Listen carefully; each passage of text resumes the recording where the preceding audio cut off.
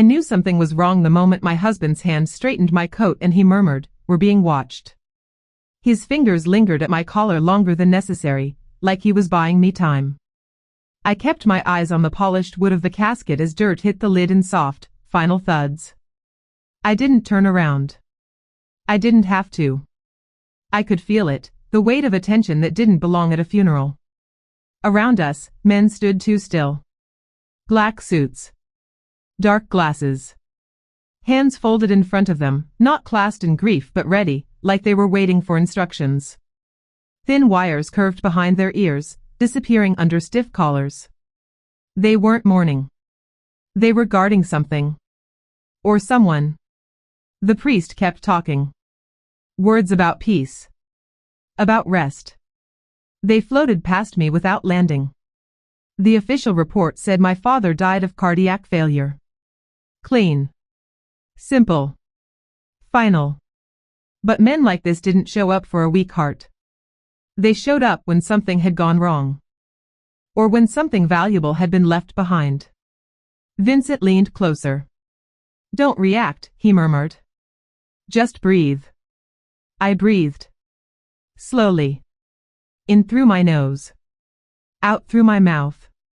The way my father taught me when numbers didn't add up and panic tried to fill the gaps. My father had been a quiet man. Careful. Precise.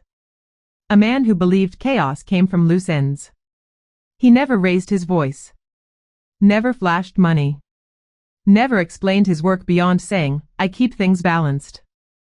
Only now, standing over his grave, did I understand what that balance might have cost. As the last prayer ended, one of the men shifted his weight and looked directly at me. No nod. No expression.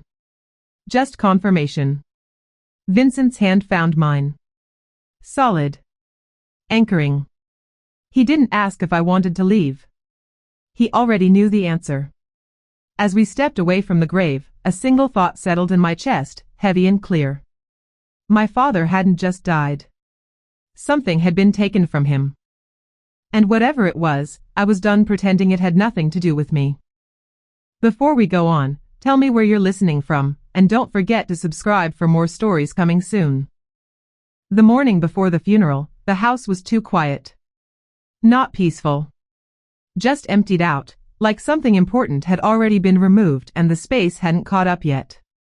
My husband Vincent Hill moved through the kitchen with care, rinsing mugs that hadn't been used, straightening papers that didn't need it.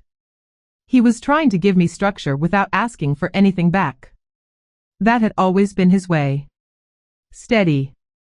Observant. Never loud. I sat at the table my father Bernard Blackstone had refinished by hand years ago. He believed in fixing what already existed. New things hide mistakes, he used to say. Old things show them. My father had raised us on discipline, not affection. He provided quietly. Paid for schools. Covered mistakes without announcing it. When my brother Kendrick Blackstone decided to stay local and help with finances, father praised him openly. I didn't mind. I had my own life. My own career. I'd built it in compliance, quiet rules, quiet consequences. Back then, distance felt like freedom. What I didn't see were the small shifts. Phone calls father took in private. Documents he asked me to memorize instead of write down. The way Kendrick began speaking for him at family dinners, correcting details, steering conversations away from money. After father's stroke last year, I offered to come home more. Kendrick waved it off. "I've got it handled," he said. "You don't need to uproot your life." So I didn't. That was my sacrifice. Trusting that blood meant protection. Believing silence meant stability. Vincent set a cup of coffee in front of me.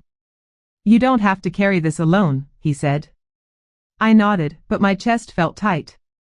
Somewhere between grief and routine, a quiet realization settled in.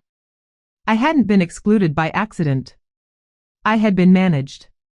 The morning after the funeral, Kendrick called a family meeting. Not at my father's house. Not even at a neutral place. He chose his office downtown, all glass and polished steel, like he wanted the setting to speak for him.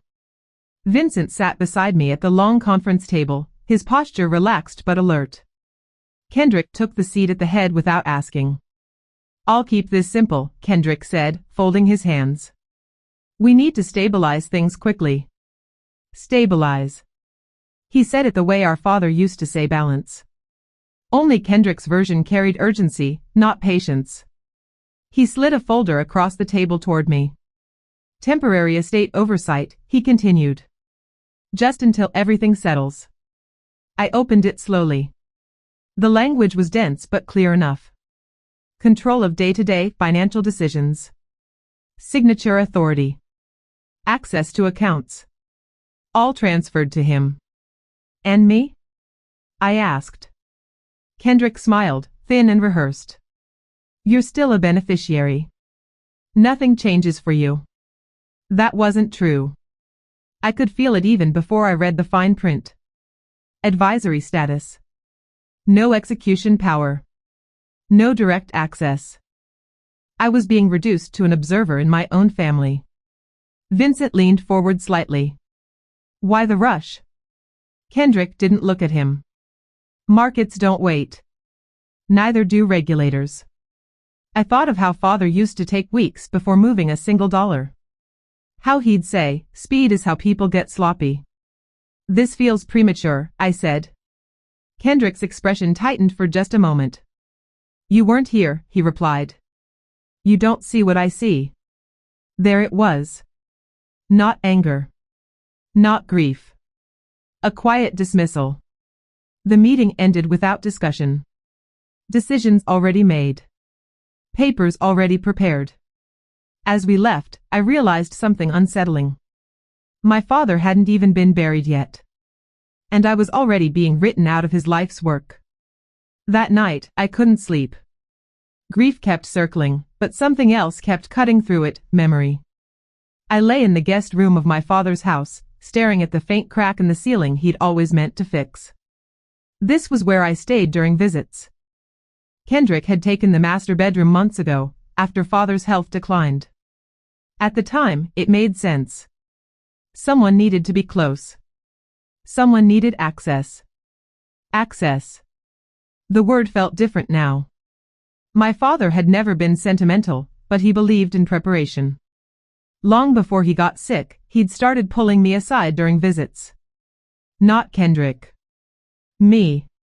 Don't write this down," he'd say, voice low. "Just remember." At first, it was harmless. A sequence of numbers. A phrase. A habit he wanted me to keep. Then it became more specific. Authorization steps. Order of operations. He never explained why. He didn't need to. His eyes said enough. Kendrick used to joke about it. Dad and his spy games, he'd laugh. "You always were his favorite student." I believed that. Or maybe I wanted to. What I ignored were the changes. The way Kendrick answered father's phone. The way mail stopped arriving at the house and started going directly to his office. The way father grew quieter after meetings Kendrick handled for him. One moment kept replaying now. A month before his death, father grabbed my wrist with surprising strength. "If anything happens to me," he said, "you wait. You don't confront. You don't explain." I asked him what he meant. He only shook his head. "Just remember who benefits from silence." Lying there in the dark, I finally understood what that warning was. It wasn't about strangers. It was about family. 2 days later, the house filled with people who spoke softly and stayed just long enough to be seen. Casseroles arrived. Condolence cards stacked up on the sideboard. Neighbors I barely remembered hugged me like we were close. Kendrick moved through it all with ease, accepting sympathy like it belonged to him. I stayed near the kitchen, helping when asked, invisible when not. At some point, Kendrick clinked a glass for attention. Conversations faded. He stood near the fireplace, hands folded, calm and composed. "I just want to thank everyone for being here," he said. "My father meant a lot to this community. I'll be making sure his legacy is protected." I'll. Not we. Not our family. Just him. And for anyone who's worried, Kendrick added, smiling like he was doing me a favor, Brianna doesn't need to be burdened with paperwork. She's been through enough. A few people nodded like that was kindness. It wasn't. It was a leash. A few heads turned toward me, polite but unsure, like people checking whether I still belonged in the sentence. I smiled when our eyes met. It felt automatic. Practiced. Later, while clearing plates, I overheard Kendrick speaking to one of Father's longtime friends. I handled most of the finances toward the end, Kendrick said. Dad trusted me with the day-to-day. That wasn't true. Not fully. Father trusted process, not people. But I said nothing. Correcting him would have meant explaining things Father never wanted public. Vincent appeared at my side. You okay? He asked quietly. I think I just lost my seat at the table, I said. He followed my gaze. Kendrick was now surrounded, answering questions, telling stories that placed him neatly at the center. I was mentioned once. Briefly. As someone who lived out of state. That night, after everyone left, Kendrick locked his office door before heading upstairs. The click echoed through the house. I stood alone in the living room, surrounded by my father's things, and realized something painful. Grief hadn't pushed me aside. Organization had. And I was no longer part of the plan. The first problem appeared quietly, the way serious things often do. I called the bank my father had used for decades, expecting routine questions and condolences. Instead, the woman on the line paused after I gave my name. One moment, she said. The hold lasted too long. When she returned, her voice was careful. We're unable to release account information at this time. I'm listed on the estate, I replied. I just need confirmation balances. There's been a temporary restriction placed on several accounts, she said. Pending review. By whom? Another pause. By the current acting administrator. I ended the call without saying goodbye. Vincent was sitting across from me at the dining table, laptop open, pretending to work while listening to every word. That didn't sound normal, he said. It wasn't, I replied. Father hated restrictions. He planned around them. I called another institution. Same result. Polite deflection. Vague explanations. Each time, my name slowed the conversation instead of opening it. By afternoon, the pattern was clear. Something had shifted authority without my consent. I drove to the branch in person. The lobby smelled like carpet cleaner and quiet money. The bank compliance officer met me in a glass-walled room, hands folded just like Kendrick's. This isn't personal, the officer said. We're following instructions. Whose? Your brother's firm submitted documentation. I asked to see it. I'm not authorized to provide copies. I left with nothing but a confirmation receipt and a knot in my stomach. In the parking lot, Vincent reached for my hand. This isn't just oversight, he said. It's containment. I nodded. That night, I opened the old notebook my father had given me years ago. Blank pages. No numbers. No clues. Just a reminder that the real information had never been written down. And that someone was trying very hard to keep me from finding it. That evening, Vincent suggested we take a walk. Not to clear our heads. To be seen. The neighborhood around my father's house hadn't changed in years. Same trimmed hedges.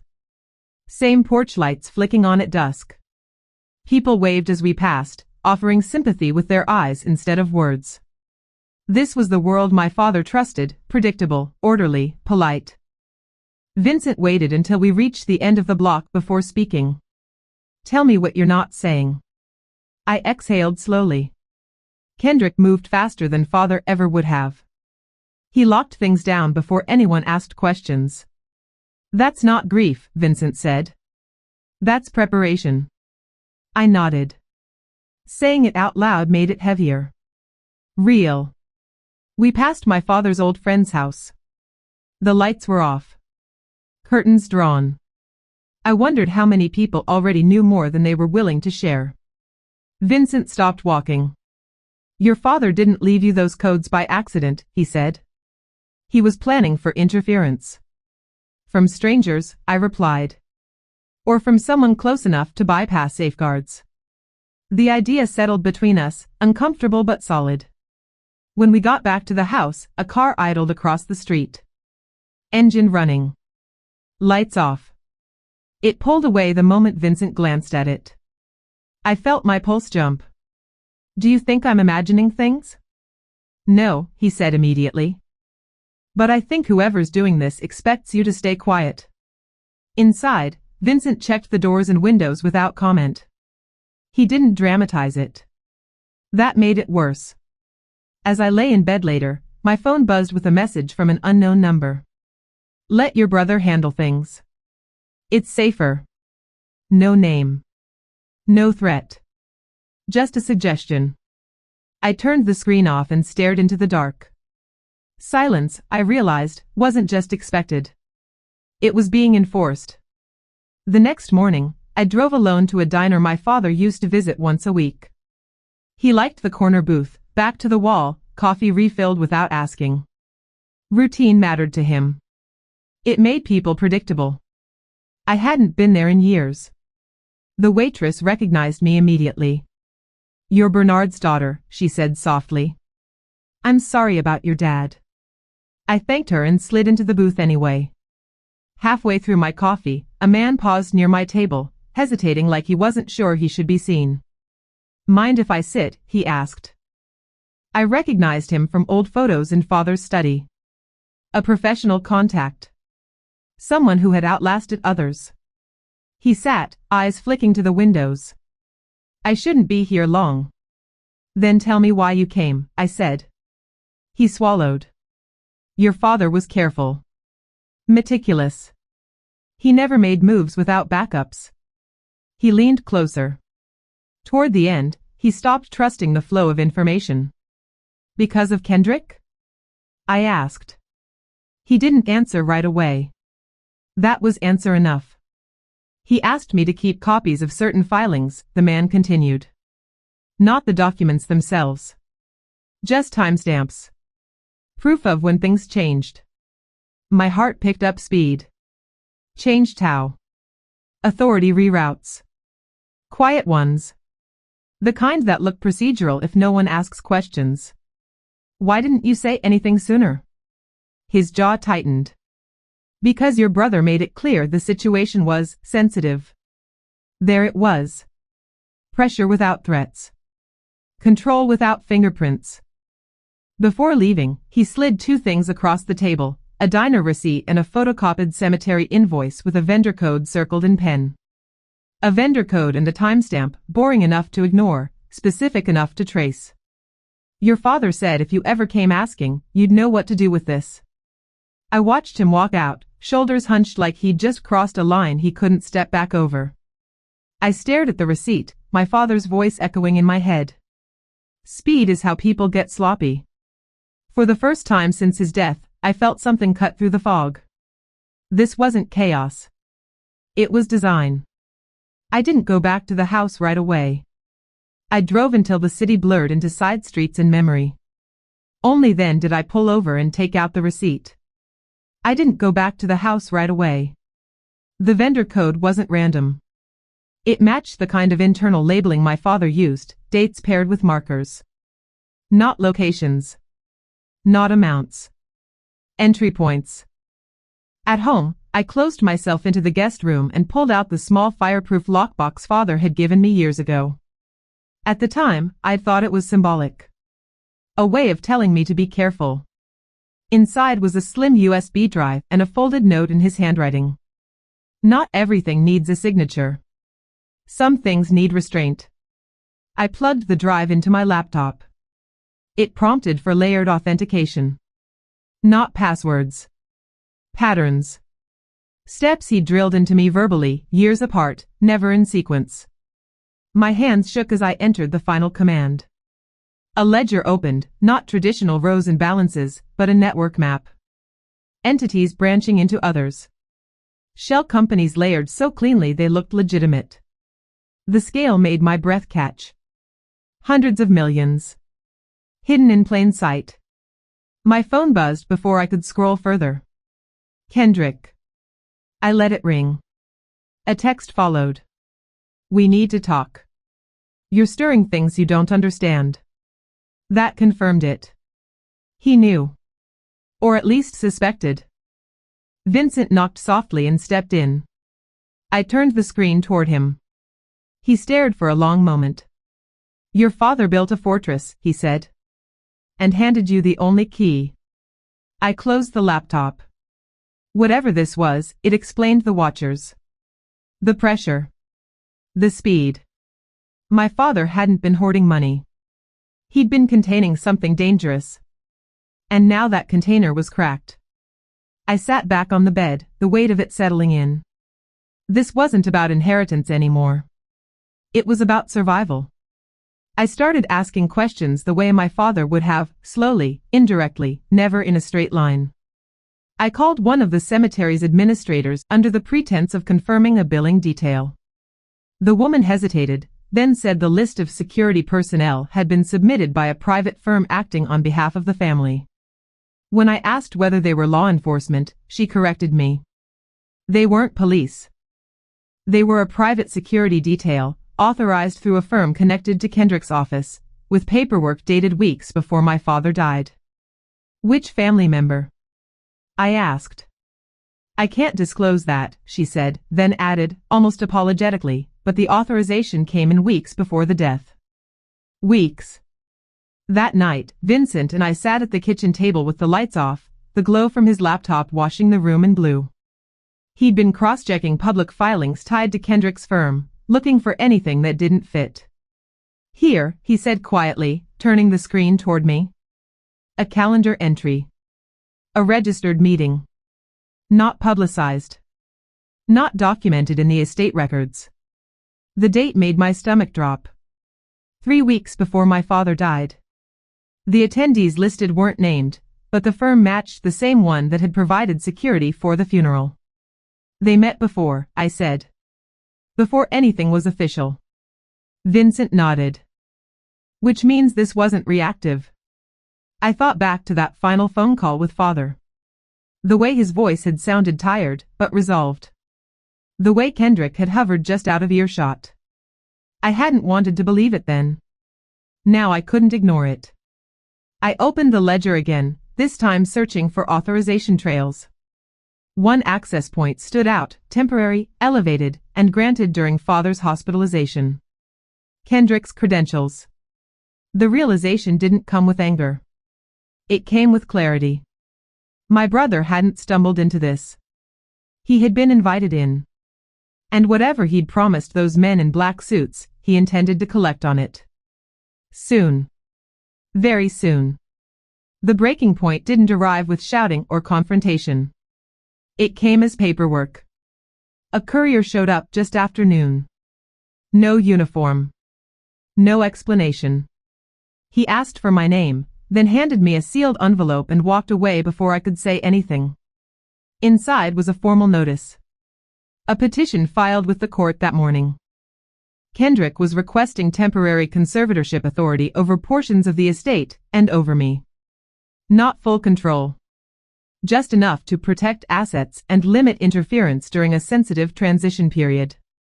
I read the language twice, then a third time. Questioning my judgment. My access. My stability. Vincent stood behind me, reading over my shoulder. I felt his hand tighten on the back of the chair. This is escalation, he said quietly. He's trying to sideline you legally. I thought of the ledger. The watchers. The messages telling me to stay quiet. This wasn't about efficiency. It was about removal. My phone rang almost immediately after. Kendrick's name lit up the screen. I answered. You didn't need to do this, I said. His voice was calm. Almost patient. You're emotional, Kendrick replied. Dad's gone. You're overwhelmed. I'm trying to keep things from getting messy. You're locking me out. I'm protecting what's left, he said. You should let me. There was no apology in his tone. No hesitation. Only certainty. I ended the call without responding. My hands were shaking now. Not from fear, but from the finality of it. My brother had chosen his side. And he had chosen it early. As I sat there, the truth settled in fully for the first time. My father hadn't just been betrayed. I had been targeted. And whatever came next would decide whether I disappeared quietly or fought back with everything he left me. I didn't tell anyone else about the petition. Not friends. Not extended family. Fear had a way of spreading when spoken out loud, and I couldn't afford panic. What I needed was precision. 9 days after the funeral, I stopped pretending this was grief and started treating it like a takeover. The next morning, Vincent drove us to a quiet office building just outside downtown Atlanta. No sign on the door. No waiting room music. Just a receptionist who nodded once and disappeared down a hallway. That was where I met Rochelle Fairchild's son. She didn't rush me. She didn't interrupt. She let me talk until the story stopped sounding emotional and started sounding factual. Dates. Documents. Patterns. When I finished, she leaned back slightly and folded her hands. This isn't about grief, Rochelle said. It's about control. She reviewed the petition line by line, her expression tightening in small, controlled ways. Your brother didn't ask for conservatorship because he thinks you're unstable, she continued. He asked because he needs your authority neutralized. Can he get it? I asked. Temporarily, she said. Yes. If we do nothing. The word landed hard. Rochelle slid a yellow legal pad toward me. We're going to slow this down. That's step 1. Courts don't like speed when money's involved.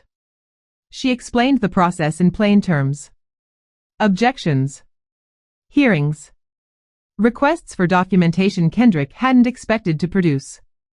But, she added, meeting my eyes, you need to be prepared. Once we push back, he'll escalate. I thought of the men in black suits. The text message. The way Kendrick spoke like decisions were already final. I'm already being pressured, I said. Rochelle nodded once. Good. That means you're not invisible. As we left, Vincent squeezed my hand. You did the right thing, he said. I wasn't sure yet. But for the first time since my father died, I felt something shift. I wasn't reacting anymore. I was choosing my ground. Rochelle's first move wasn't dramatic. It was procedural. She filed formal objections to the conservatorship petition and sent preservation notices to every financial institution tied to my father's estate. Nothing flashy. Just enough to freeze momentum. The response was immediate and silent. Banks stopped returning calls altogether. Emails received automated replies. One institution requested additional verification forms I'd already submitted twice. Each delay felt intentional, but none of it was illegal. This is friction, Rochelle said during a brief call. They're waiting to see who blinks. I didn't. Instead, Vincent and I focused on documentation. I forwarded screenshots of the text message warning me to stay quiet. Vincent logged sightings of unfamiliar vehicles near the house. Dates. Times. Patterns. Not proof yet, but groundwork. 2 days later, Kendrick's attorney reached out. Not to me. To Rochelle. He's questioning your cooperation, Rochelle told me. Suggesting you're obstructing estate administration. By asking questions? I said. By existing, she replied. That afternoon, I received a notice from one of the offshore-linked institutions listed in the ledger. They were initiating a compliance review. Not because of suspicion, but because of conflict. Competing claims of authority. Kendrick had moved first. Rochelle wasn't surprised. This is where patience matters, she said. If we rush, we look defensive. That night, Vincent and I sat on the back porch, the air thick with summer heat. A car passed slowly, then circled back an hour later. "Do you feel unsafe?" Vincent asked. I considered the question. Fear was there. But it was no longer blinding. "I feel watched," I said. But not powerless. Inside, I reviewed the ledger again, this time marking entries tied to access overrides. Each one pointed back to a narrow window during Father's hospitalization. Kendrick hadn't just anticipated resistance. He'd planned for it.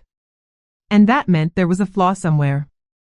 My job now was to find it, before time ran out. The flaw didn't announce itself. It surfaced the way my father used to teach me to look for errors, by following what should have been boring. I focused on one shell entity from the ledger. Not the largest. Not the most active. Just one that existed almost entirely on paper. Minimal transactions. Clean filings. Too clean. Rochelle pulled the public records while I cross-checked the internal map my father left behind. On the surface, everything aligned. Dates matched. Signatures matched. Authority chains matched.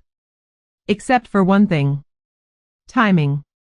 A minor amendment had been filed just days after Father was hospitalized. It expanded temporary authority in a way that looked procedural, but only if you didn't compare it to earlier versions.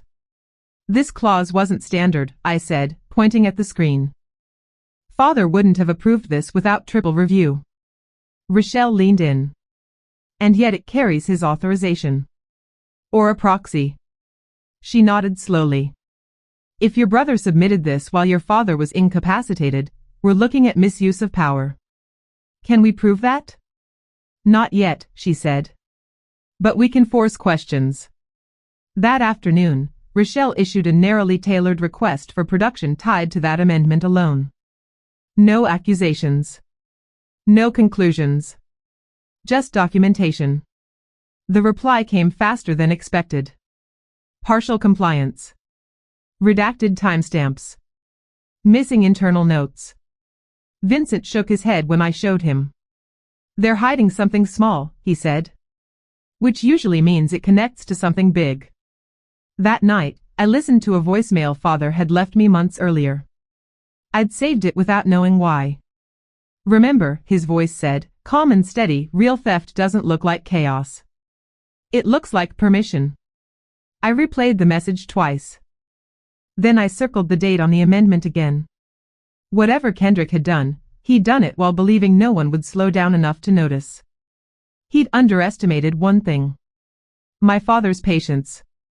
And mine. Vincent was the one who noticed the pattern I'd missed. He wasn't looking at the ledger the way I was. He wasn't focused on authority chains or filings. He was watching behavior. "Your brother's firm didn't just gain access," he said one evening, scrolling through a timeline he'd built. "It changed posture." He turned the laptop toward me.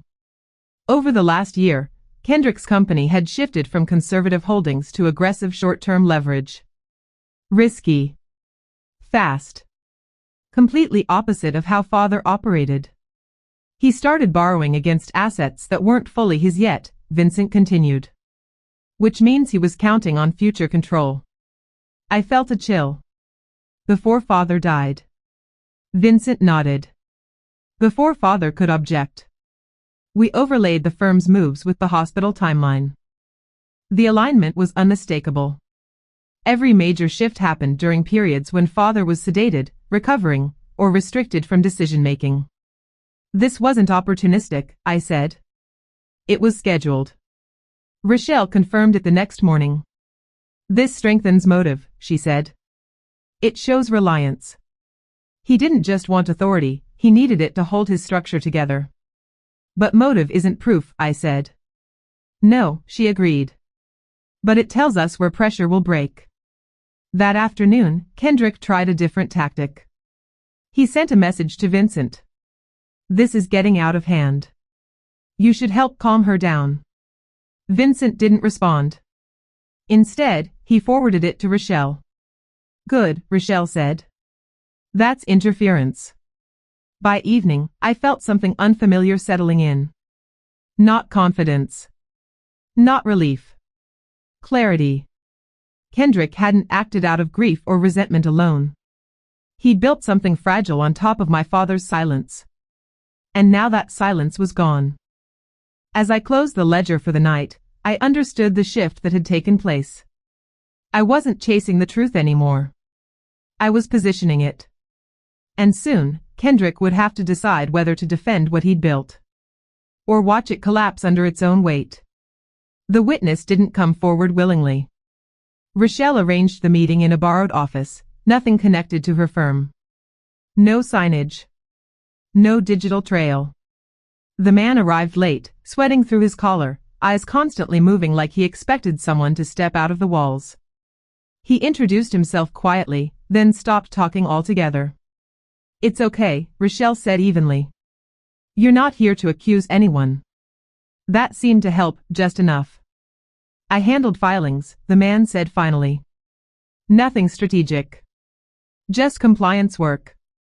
I wasn't supposed to notice patterns." "But you did," I said. He nodded. "Your father questioned one submission. Asked for a delay. Then suddenly, the question stopped." "When?" Rochelle asked. "After your brother took over hospital coordination," he replied. Access lists changed. Communication flowed through him. My chest tightened, but I stayed still. The man pulled out his phone, hesitated, then slid it across the table. "I kept screenshots," he said. "Not because I planned to use them. Because something felt wrong." The images showed internal messages. Requests for expedited processing. Instructions to bypass standard waiting periods. Always framed as temporary. Always justified as medical necessity. Did my father approve this?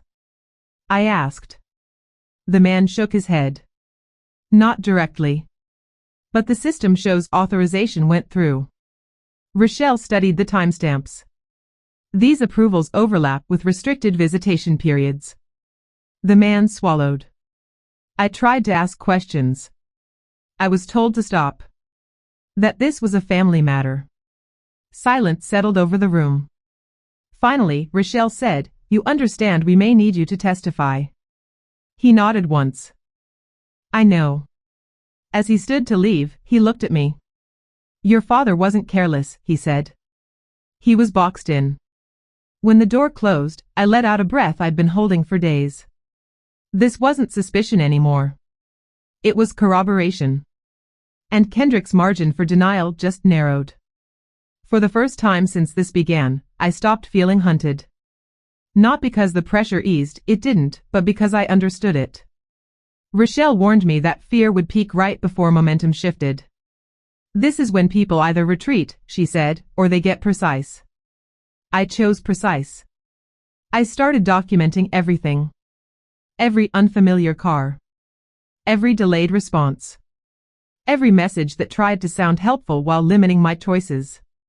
Vincent installed cameras at the house, quietly, without spectacle. Not to escalate, but to record. One afternoon, I noticed something small but telling. A courier arrived again, this time with documents Kendrick's office wanted me to sign for efficiency. No threats. No urgency. Just polite persistence. I didn't sign. Instead, I asked Rochelle to review them. She smiled when she saw the clauses buried near the end. "Good catch," she said. These would have retroactively validated his authority. That night, I felt the shift fully. Fear used to sit in my chest, tight and loud. Now it felt distant. Measured. Useful. Vincent noticed it too. "You're different," he said as we locked up for the night. I stopped waiting for him to make a mistake, I replied.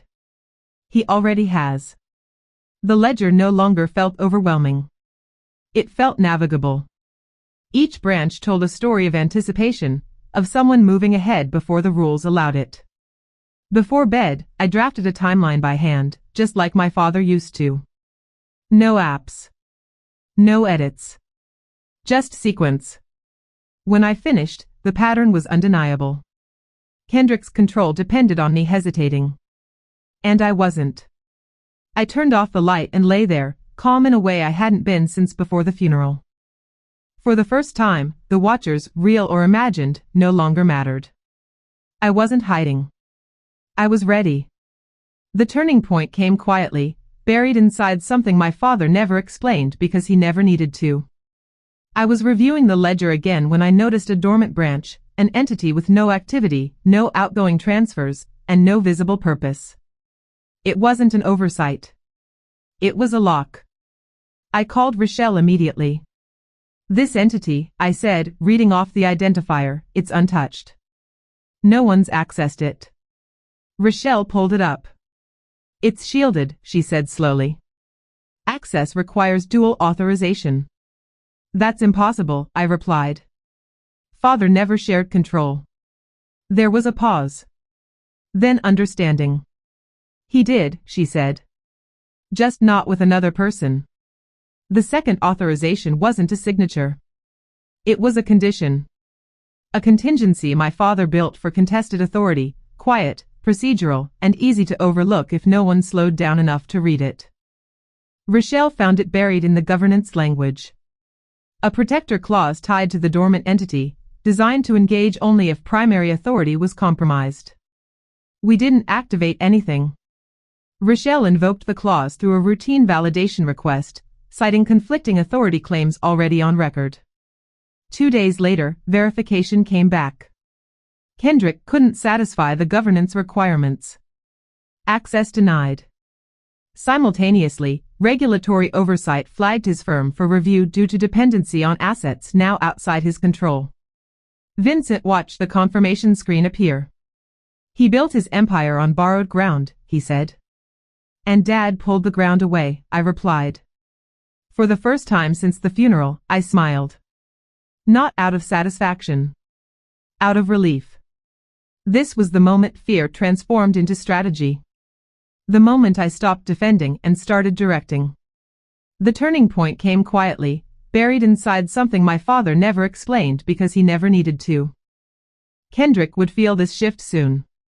And when he did, he wouldn't know where it came from. Only that the system he thought he owned no longer answered to him.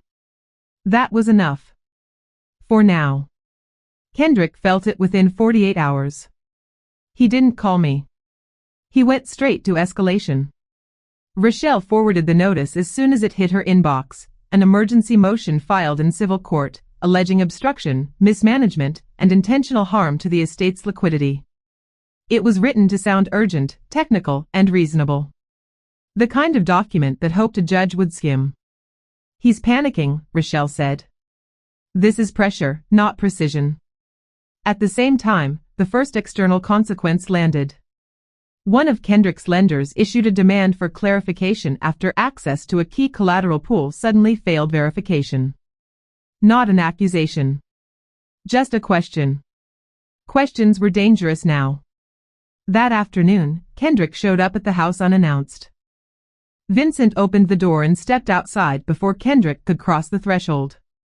I watched from the hallway as my brother paced the driveway, suit jacket off, phone clenched in his hand.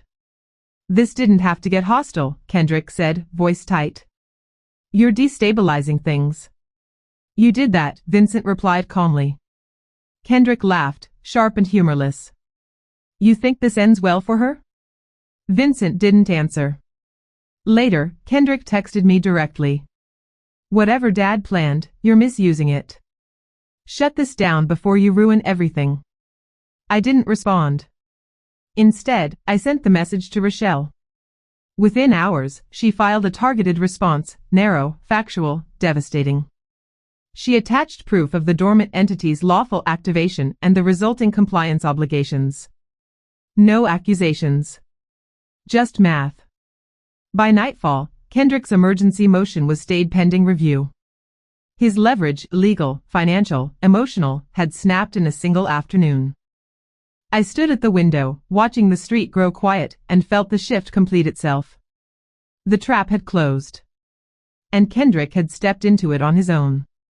The silence that followed wasn't peace. It was recalibration. For several days, nothing new arrived. No messages. No motions. No unexpected visitors. Rochelle warned me not to mistake it for retreat. This is when narratives get built, she said. Quietly. Off paper. She was right. By the end of the week, I started hearing things indirectly. A cousin called to check in, asking careful questions about my stress level. A former colleague of Kendrick's mentioned concerns about my emotional state in passing, as if repeating something they'd been told. The story was shifting. Kendrick wasn't denying documents anymore. He was reframing me. Rochelle responded the same way she always did, without emotion. She filed notices clarifying my legal standing, attaching records of my cooperation and compliance. Every filing tightened the record. Still, the friction increased. One bank requested in-person verification, again. Another delayed a routine transfer pending additional review. None of it crossed a legal line. All of it slowed time. They're trying to exhaust you, Vincent said as we logged another delay. It won't work, I replied. He needs speed. I don't. That night, I received an email from a family acquaintance who'd attended the post-funeral gathering.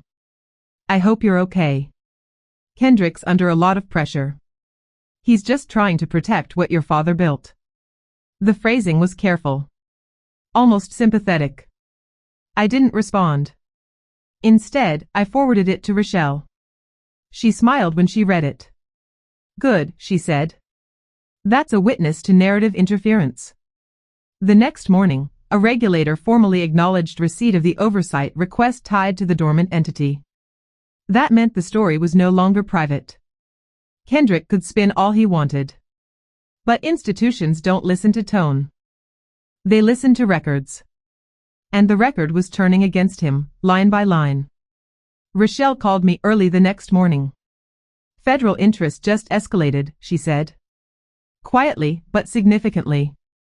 One of the entities tied to my father's ledger had triggered mandatory reporting thresholds once oversight shifted. Not because of wrongdoing on my end, but because prior activity no longer matched the authority structure now on record. Translation: someone else's fingerprints were showing. A federal investigator reached out through Rochelle that afternoon. No accusations. No urgency. Just a request for cooperation and a list of documents they wanted preserved. They're not chasing you, Rochelle assured me. They're following the money. That mattered. We spent the rest of the day compiling timelines, access logs, and correspondence. Rochelle was meticulous about sequence. Vincent handled backups and off-site storage, just like my father would have insisted. Late in the evening, Kendrick tried again, this time through a family intermediary. My aunt called, voice strained. He's scared, she said. He thinks this is spiraling. He made it spiral, I replied. I'm not stopping it. She sighed. He says you're punishing him. I looked at the ledger open on the table. I'm letting the truth finish its path. That night, I received formal notice that the federal investigator would be requesting interviews with individuals involved in estate management during father's hospitalization. Kendrick's name was listed first. I didn't feel satisfaction. Just inevitability. Vincent poured me a glass of water and sat beside me. You okay? Yes, I said honestly. Because this isn't personal anymore. It was procedural. Documented. Controlled. Exactly the kind of ending my father would have trusted. And the kind Kendrick couldn't talk his way out of.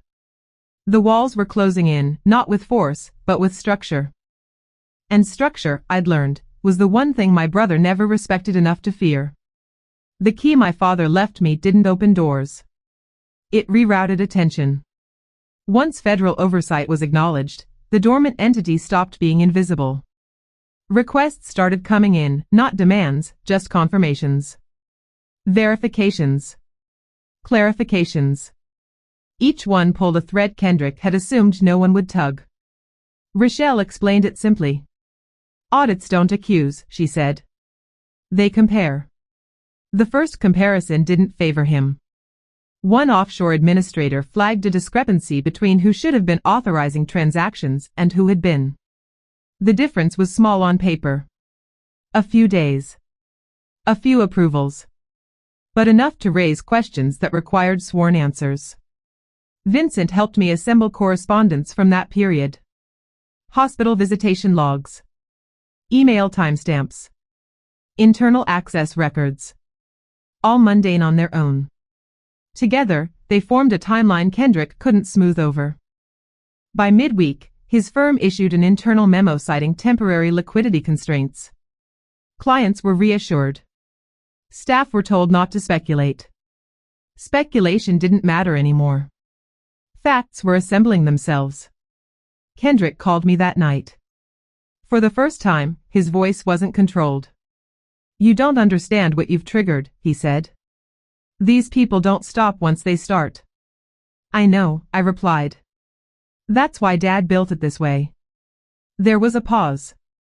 A breath. "You could still shut this down," he said. "Tell them it was a misunderstanding." I pictured my father at the kitchen table, triple-checking numbers no one else would ever see. "No," I said. "I won't lie for you." He exhaled sharply and hung up. I sat there for a long moment after the call ended. This wasn't revenge. It was the final authorization my father never got to give out loud. And it was already executing, without emotion, without mercy, and without me needing to say another word. Kendrick changed tactics the next day. He didn't send lawyers. He didn't send messages through family. He showed up as a brother. I found him sitting at the kitchen table when Vincent and I returned from a meeting with Rochelle. He'd let himself in with the spare key, something he'd never done before. The sight of him there felt like an intrusion disguised as familiarity. "You look tired," Kendrick said, standing slowly. "This isn't good for you." Vincent stopped short. "You don't get to do this," he said evenly. Kendrick raised his hands. "I'm not here to fight." He turned to me. "Dad wouldn't have wanted this. Institutions crawling through everything. Our family torn apart." "Our family?" I asked. "You filed to control me." "That was protection," he said quickly. "You were emotional. Vulnerable. I was trying to keep things contained." Contained. The same word my father had used, only Kendrick's version meant possession. "You built your firm on assets you didn't own yet," I said. "You needed Dad silent." His jaw tightened. I did what I had to do. There it was. Not a confession. A justification. Vincent stepped closer. "Then live with it." Kendrick looked at me one last time, searching for something, permission, maybe. Or fear. He found neither. "You don't know how this ends," he said. "I do," I replied. "It ends without you controlling the story." He left without another word, the door closing softly behind him. I stood there long after he was gone, my hands steady, my chest calm. For the first time, I didn't feel like his sister. I felt like the boundary he could no longer cross. The fallout didn't come with headlines. It came with distance. People stopped returning Kendrick's calls. One by one, his professional circle tightened, not out of loyalty to me, but out of self-preservation. Meetings were postponed. Deals slowed. Invitations dried up. No one explained why. They didn't have to. Rochelle called it professional oxygen loss. When risk becomes visible, she said, people instinctively step back. I saw it firsthand when a longtime family acquaintance crossed the street to avoid Kendrick at a charity event. Not rudely. Just deliberately. As if proximity itself had become dangerous. Kendrick noticed. He tried to mask it by hosting dinners, posting polished updates online, projecting stability. But confidence without backing always sounds louder than it should. Meanwhile, documents kept surfacing. Nothing dramatic. No smoking gun. Just confirmations. One administrator confirmed a call Kendrick claimed never happened. Another acknowledged receiving instructions that conflicted with formal authority at the time. Each clarification shaved away another layer of credibility.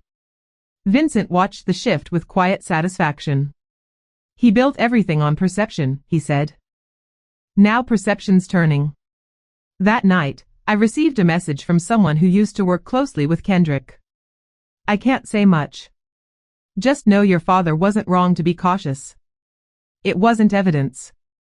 But it was alignment. The pressure began to show in small ways. Kendrick canceled a speaking engagement. His firm quietly withdrew from a partnership announced months earlier. No explanations were given. None were required. The truth was doing its work without drama.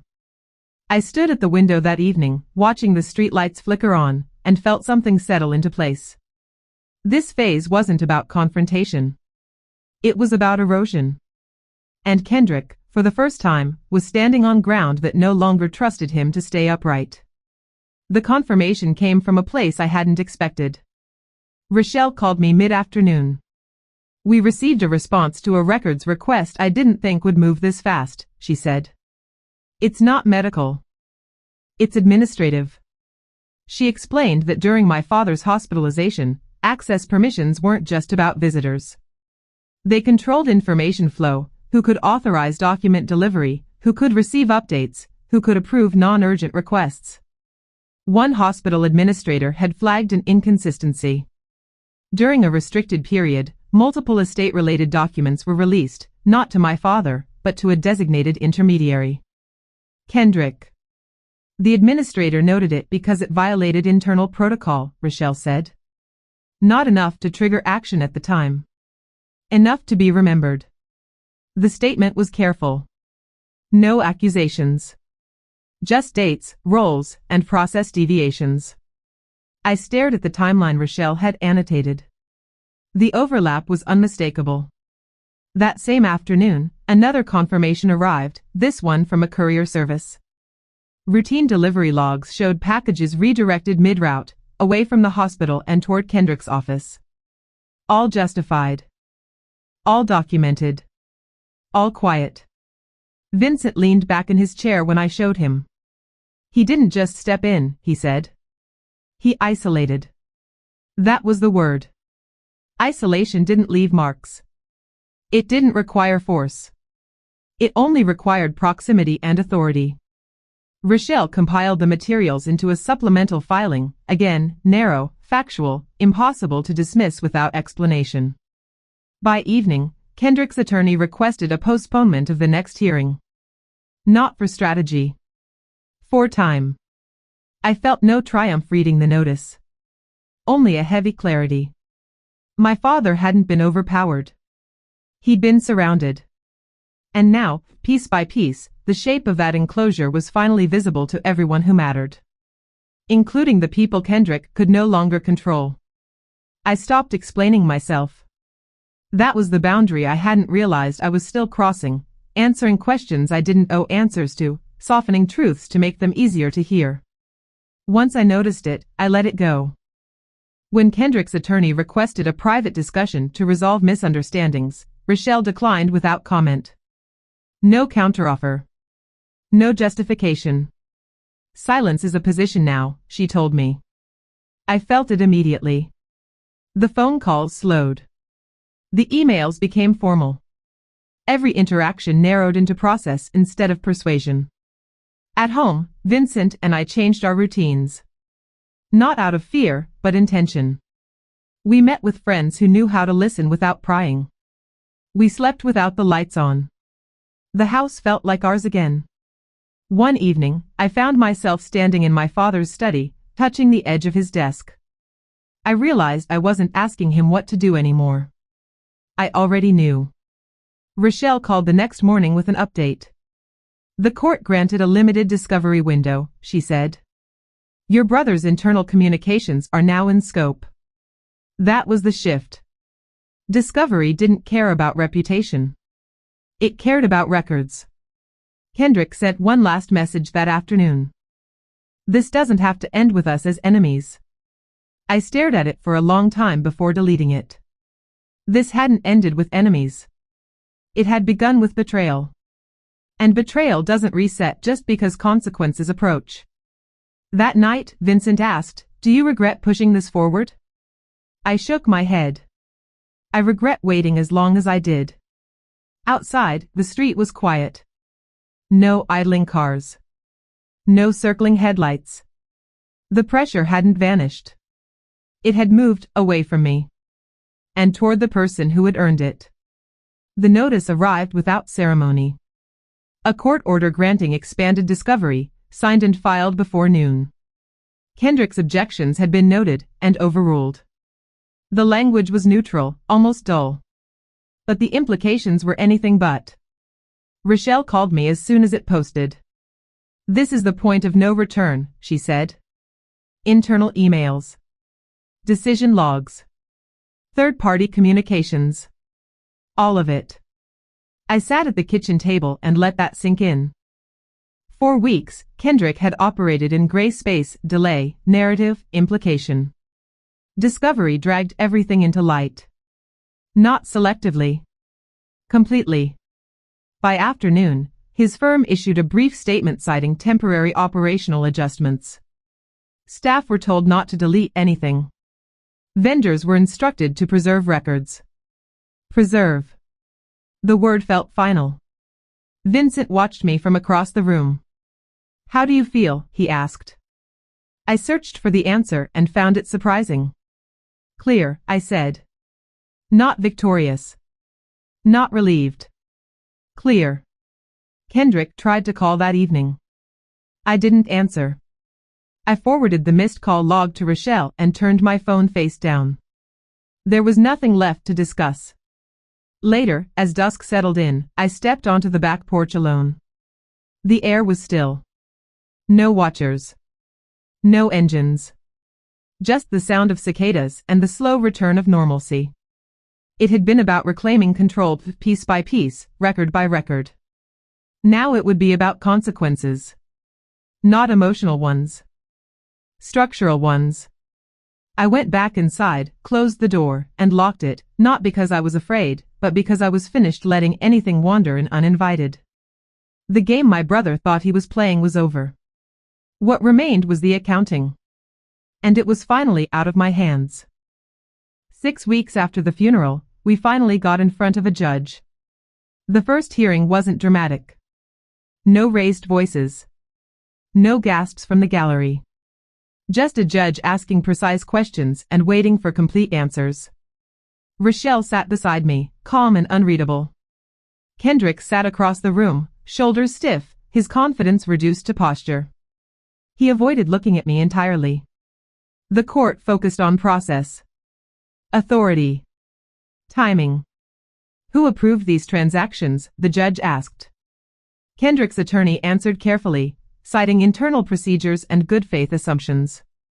Rochelle followed with documents, access logs, hospital restrictions, amended filings that appeared suddenly and disappeared just as fast. No accusations. Just sequence. The judge paused more than once, reading silently. Authority during hospitalization is a narrow lane, the judge said finally. Deviation requires justification. None came. By the end of the session, the court ordered temporary limitations on Kendrick's control pending full review. Not punishment. Containment. As we stood to leave, Kendrick finally looked at me. There was frustration there. And something else. Confusion. He believed this was still about family. Outside the courtroom, Rochelle spoke quietly. This went exactly how it needed to.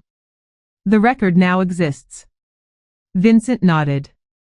He can't talk his way out of timelines. I didn't feel vindicated walking down the courthouse steps. I felt grounded. Inside the building, systems had done what my father trusted them to do: slow down, compare, decide. Kendrick had tried to outrun structure. Structure had caught him. This was only the first step. There would be more hearings. More documents. More consequences.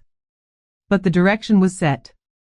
For the first time since my father's death, the future didn't feel like a threat. It felt like a process. And for once, I was exactly where I needed to be. The next phase unfolded on paper, not in court. Discovery returns began arriving in waves, emails, internal memos, meeting notes Kendrick never expected anyone outside his firm to read. Rochelle sorted them with methodical precision, flagging inconsistencies and grouping timelines. "This is where intent shows itself," she said. "Not in what people say publicly, but in what they assume will never be seen." One email stood out. "Sent late at night, weeks before my father's death. Once authority is consolidated, the exposure window closes. No emotion. No justification. Just planning." Another chain referenced medical unpredictability as a risk factor, not to be managed, but to be leveraged. I didn't need to ask what that meant. Rochelle compiled a supplemental brief highlighting a simple truth: Kendrick's actions weren't reactive to loss. They were proactive to opportunity. The court didn't respond immediately. It didn't need to. The damage traveled faster through professional channels. One of Kendrick's partners resigned. Quietly. Another requested indemnification before continuing involvement. A third froze collaboration entirely. Vincent tracked the changes in real time. "He's losing internal support," he said. "People are protecting themselves." That was the consequence Kendrick never planned for. Not punishment. Exposure. I thought of my father's ledger again, not as a map of money, but as a map of patience. He designed it so truth would surface only when pressure forced it upward. Now it was. That evening, Kendrick's attorney requested a continuance. Not to prepare. To assess. I stood at the window as night settled over the city, feeling the weight of what was unfolding. This wasn't justice as spectacle. It was justice as gravity. Unavoidable. Impersonal. And pulling everything my brother built back toward the ground he'd tried to rise above without permission. The public shift came quietly, then all at once. A business journal ran a short piece about Kendrick's firm, nothing accusatory, just factual. A mention of regulatory review. A note about delayed disclosures. Enough to invite questions without answering them. That was all it took. Phones rang. Meetings were postponed. A keynote appearance Kendrick had been scheduled for was suddenly rescheduled due to unforeseen circumstances. The wording was polite. The meaning wasn't. At a community event I attended with Vincent, I saw it happen in real time. Kendrick entered the room with the same confidence he always carried, but conversations stalled as he passed. People smiled late. Handshakes were brief. Eye contact didn't linger. Reputation doesn't collapse with noise. It thins. Rochelle called the next morning. "We've been copied on several third-party inquiries," she said. "People are distancing themselves on record." "Is that good?" I asked. "It's irreversible," she replied. Another document arrived that afternoon, this one from an oversight committee requesting clarification about internal risk disclosures Kendrick had certified personally. The language was neutral. The implication was not. Vincent read it over my shoulder. "They're checking whether he misrepresented facts," he said. I thought back to the emails. The timelines. The way Kendrick spoke in absolutes, assuming control was permanent. He'd underestimated one thing. Memory. Institutions remember what people assume they'll forget. That evening, Kendrick left me a voicemail. I didn't listen to it. I forwarded it to Rochelle and deleted it. There was nothing left to say. The narrative had shifted beyond family, beyond emotion. It now belonged to records, committees, and people whose job it was to notice inconsistencies. And they were noticing. My brother had wanted power without scrutiny. What he got instead was visibility. And visibility, I'd learned, is where shortcuts finally get exposed. The watchers disappeared before I consciously noticed they were gone. It wasn't sudden. It was the absence of patterns. No unfamiliar cars idling too long. No subtle detours on my way home. No sense of being measured from across a room. One evening, Vincent and I sat on the porch after dinner, the air warm and still. For the first time in weeks, neither of us scanned the street out of habit. They're done, Vincent said quietly. Who? I asked, even though I knew. Whoever was hired to keep an eye on things, he replied. Their contract ended when Kendrick stopped looking like the winning side. Whoever hired them wasn't loyal to him, only to the money moving the way he promised. That was the difference between threat and business. When leverage vanished, so did loyalty. Rochelle confirmed it the next day. There's been a change in posture, she said. External pressure has dropped off. That usually means the underlying incentive is gone. Kendrick no longer had anything to offer. At the same time, official oversight increased. A formal notice arrived outlining compliance requirements during the ongoing review. It was dry, procedural, unmistakable. Structure had replaced intimidation. I drove past the cemetery on my way home that afternoon. The gate stood open. No guards. No dark suits. Just rows of headstones and quiet. I pulled over and sat there for a moment, engine running. This was what resolution looked like, not triumph, but normalcy returning to spaces that had been distorted by fear. Vincent reached for my hand when I got back into the car. You okay? Yes, I said. And I meant it. The men in black had never been the real danger. They were symptoms. The source of the threat had been dismantled where it mattered, inside systems that didn't care about blood or excuses. And once those systems moved in, everything else simply stepped aside. The quiet left room for things I'd been postponing. Without constant movement, calls, filings, updates, grief finally surfaced in its full weight. Not the sharp kind from the funeral, but the slow, settling kind that arrives once survival is no longer the priority. I went back to my father's house alone one afternoon. Kendrick hadn't been there in weeks. His office door stood open now, the space stripped of urgency. Just furniture and dust. I walked through the room slowly, touching familiar edges. The arm of the chair where father used to sit with his coffee. The bookshelf he reorganized every year, even though nothing changed. In his study, I opened a drawer I'd never bothered with before. Inside were old receipts, neatly folded. Small purchases. Hardware. Coffee. Ordinary things. No secrets. That felt intentional. My father had never wanted to be remembered for what he controlled. Only for what he protected. I sat at his desk and allowed myself to feel the cost of what this had taken. A brother I no longer recognized. A version of family that couldn't be repaired. That loss didn't fade just because justice advanced. Vincent called to check on me. You don't have to carry this alone, he said. I know, I replied. I just need to carry it honestly. As I locked the house and stepped outside, I understood something that had been forming quietly. Winning hadn't restored what was broken. It had clarified what could never be whole again. And that clarity, painful as it was, brought a different kind of peace. Not relief. Acceptance. The kind that doesn't ask for permission to move forward.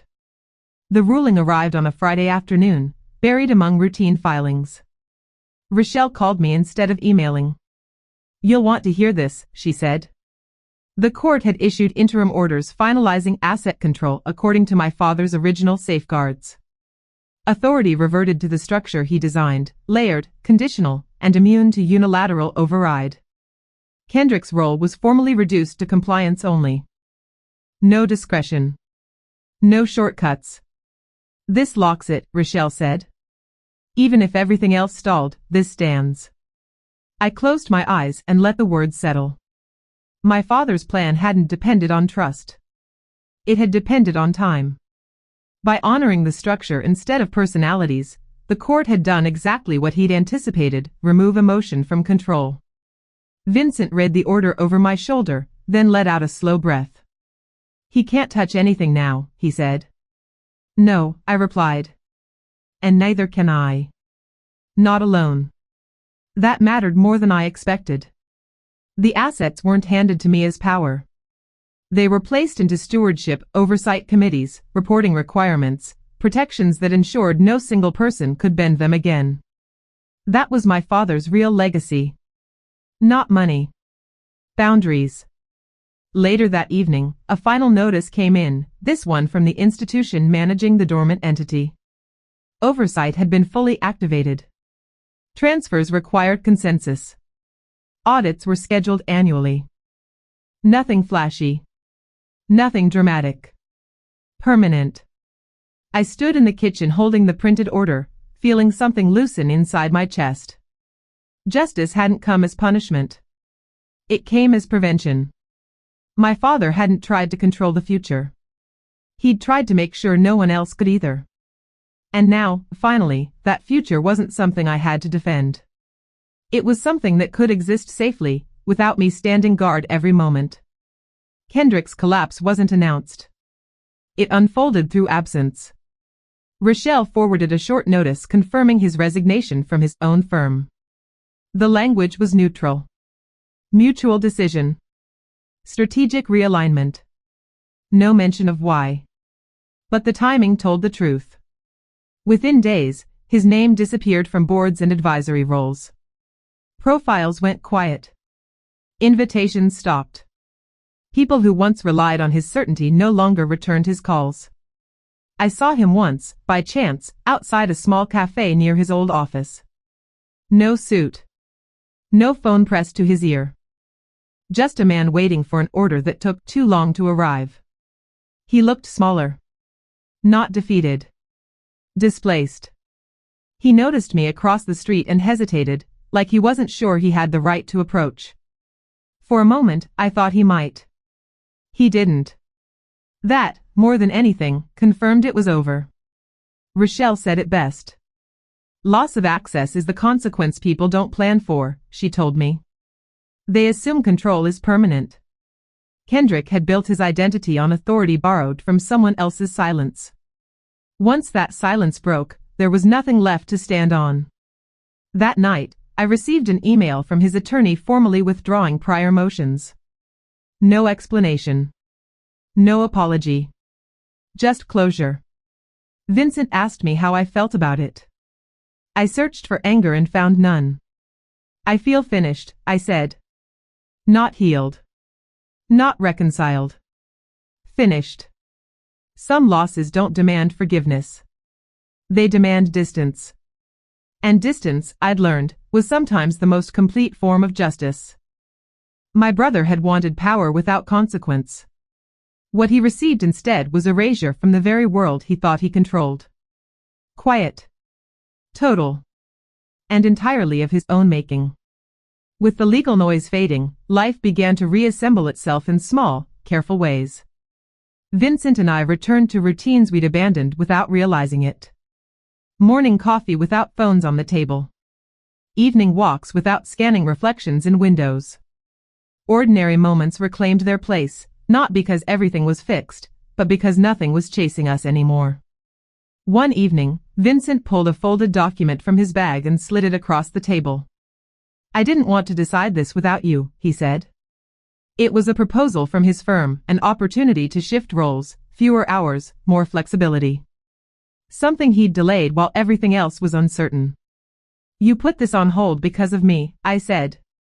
Because of us, he corrected. And because your father taught us what happens when work outruns judgment. I smiled at that. We talked late into the night, not about strategy or fallout, but about the future in practical terms.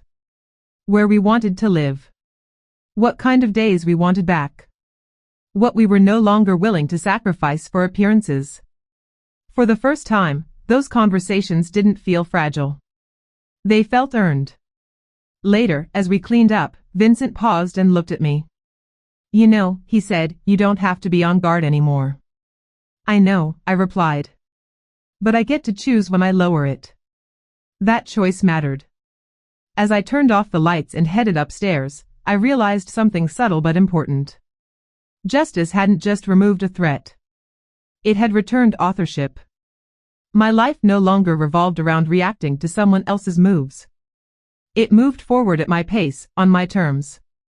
That night, I slept without dreaming of ledgers or hearings. Just quiet. And the steady comfort of knowing the story ahead of me was finally mine to write.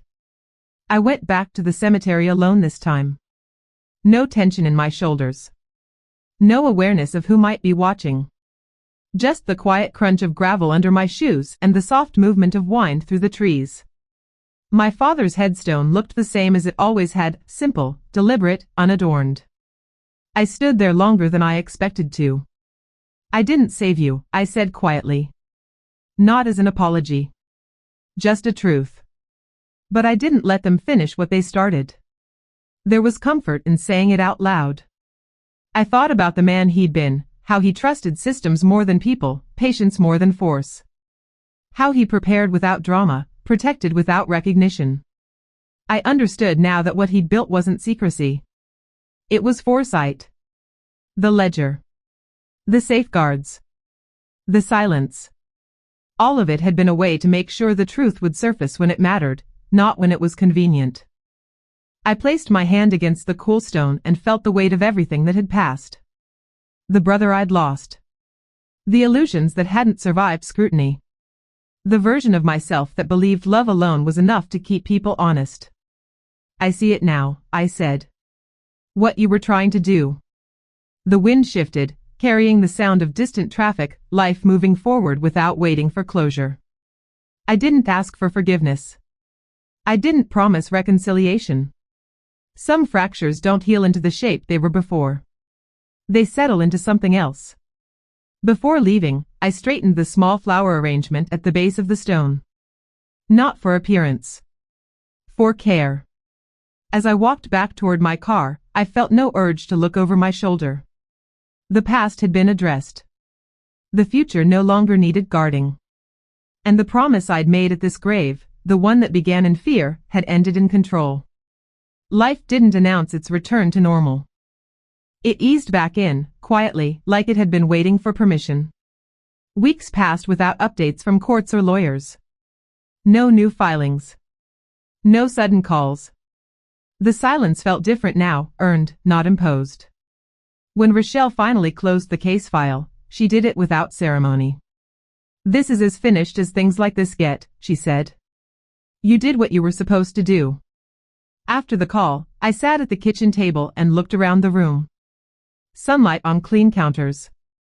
Vincent reading nearby, unbothered, unguarded. The house felt like a place to live again, not a place to defend. I thought about everything that had been lost. A father I could never speak to again. A brother I would never trust.